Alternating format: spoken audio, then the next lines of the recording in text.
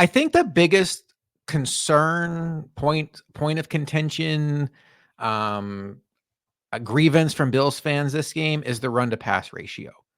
I listened to a little WGR post game. They're concerned that are the Bills now morphing into this running team? And the stats do bear that out. Just when you're watching the game in the first half, you're watching Dawson Knox outsnap Dalton Kincaid. You're watching the Bills go heavy tight end personnel. You're watching Reggie Gilliam and Quentin Morris get snaps. And then when you add it up, Josh Allen had 23 passes. And the Bills in non-Josh Allen runs, there were 9 Josh Allen runs, but not even counting the Josh Allen runs, had 24 runs. So they ran traditionally more than they passed today. And I do have 2 different thoughts on that. One, this was a matchup that just begged you to run the ball. The Cardinals were historically bad against the run last year. They were one of 2 teams that gave up more than 2,000 yards rushing to opposing running backs last season, and they didn't do a lot this offseason to get better against the run. The other thing I will say, I think the short week with a very big division opponent coming up on Thursday could have played into the Bills oversimplifying their game plan just a little bit. I don't want to give them an out on this.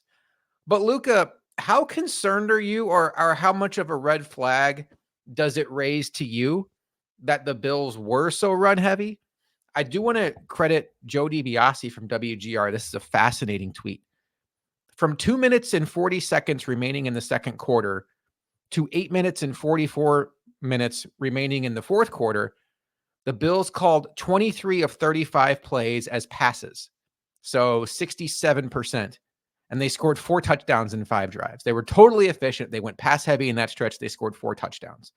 They were way more efficient in the passing game than the run game.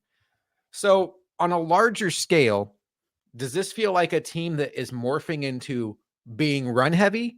Or is this more about it's week 1 and we're playing a team that has not been able to stop the run?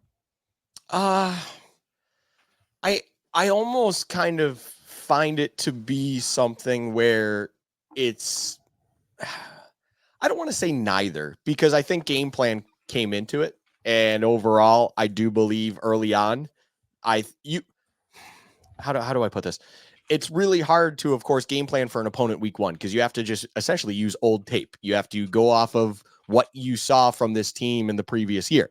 The Cardinals were doing the same thing. Cardinals came up with a game plan that they saw on tape for last year, and the Bills had to go off of game tape of last year. And I'm sure the stat you put out there, I'm sure the Bills were very well aware of, right? They understand how poor their run D was, and they even understood that on top of it, some of the defensive line and kind of the front 7 pieces that the Cardinals were hoping for to improve that this year then were injured as a second-year player as an outside linebacker / D end, and then, of course, another interior D end / D tackle first-round pick this year. So overall, I do believe that there was something in that. What I will say is this, to me, felt like a game overall where they were trying to figure out on the fly a little bit truly what their identity is while still wanting to enforce a game plan. And on top of that, Josh, I would put it even this way. I'd spin it in this fashion. I would say that this is a team that finally has something there where they don't just have one best way to do something offensively. And I think a weird word is going to come out of my mouth in a Josh Allen offense. Josh, I believe they have what's called balance, and they actually understand what to do when it comes to in the run game and how they want to attack that. Because I think overall, James Cook, he finished 19 for 71 yards. I think it's not a bad day. It's not the greatest day. It's solid. And I believe, though, every time James Cook was on a run, I thought it was a very good run. I thought it was very productive. I thought it did its job and everything of that. And then on top of it, I think the passing game, still the passing game, because you have Josh Allen. And Josh Allen, I mentioned it to you offline.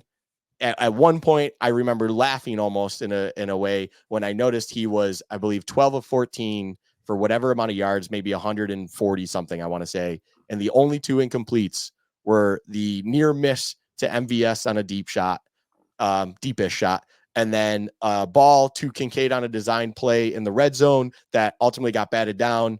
And that was a design play going to him that Kincaid would have turned up directly upfield, probably for great yards, if not a score. So it's incredibly efficient in the air. I thought they did a very solid job on the ground. They have this thing called, in a crazy world that we live in, this thing called balance potentially, where there's more than one way to skin a cat, Josh. So effectively, they figured this out. And I think this is something that can only instill confidence in a Bills offense, because when they go into a game, if a game plan's not working, similar-ish like this one, they can flip a switch, change it up. We're going to go with this, and let's go see what's behind door 2.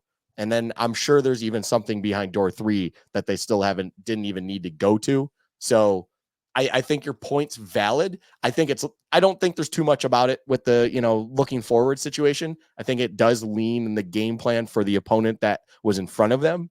But overall, I think it's more about them kind of looking under their own hood, trying to figure out what kind of parts they have, how they can best operate, and effectively what they have is a more balanced team than what we're used to in the Josh Allen era. Yeah, I agree with that. And what I will add on to that is I think we have to remember, and I brought this up on the halftime show. It's like we've all forgotten. We all have to remind ourselves, because it's week 1. We have to remind ourselves how to watch football, because week 1, everything seems like do or die. Every play, you're living and dying with it. If your team wins, it's the greatest thing in the world. If your team loses, your team's destined to have the first pick in the draft. It's just how we handle week 1. By week 7 or 8, we have more of a longer term view. I think it's important to understand that the Bills are only going to go as far as Josh Allen takes them. But it is September 8th, week 1, against a team they are favored by more than a touchdown to beat, that can't stop the run. It's okay to be run heavy against this team. If you get to the playoffs and you get into a shootout with Patrick Mahomes, and your answer is, I'm going to run on first down with James Cook every down, let's have a conversation.